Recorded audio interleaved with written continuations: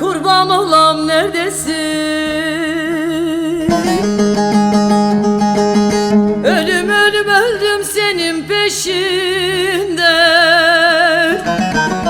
Dertlerime derman kuzum neredesin?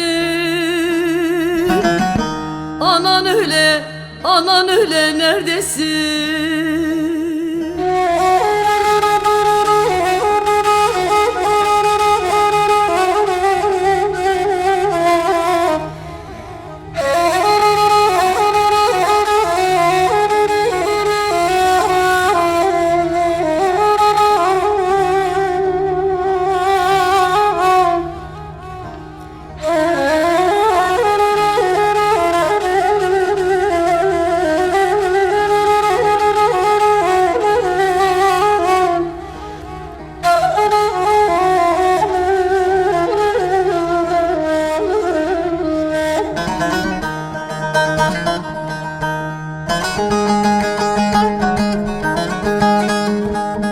Nere baksam sanki seni görürüm.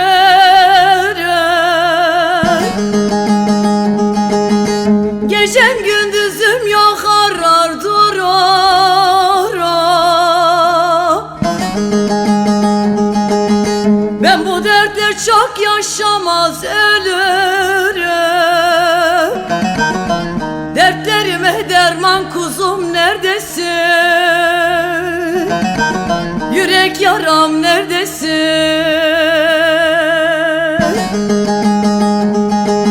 Ben bu dertle çok yaşamaz ölürüm. Dertlerime derman kuzum neredesin? Anan öyle neredesin?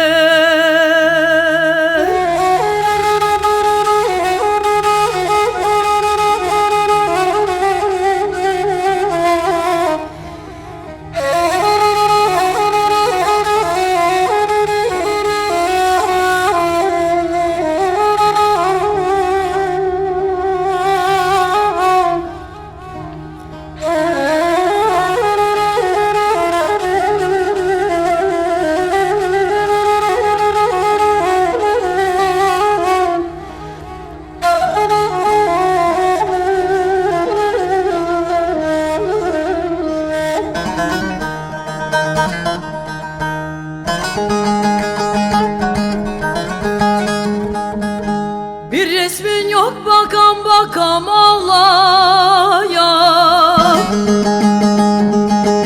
Bir mezarın yoktur gelem her bayram.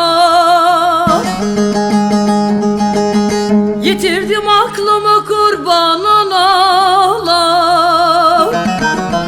Dertlerime derman kuzum neredesin? Yürek yaram neredesin? Yitirdim aklımı kurbanın olam.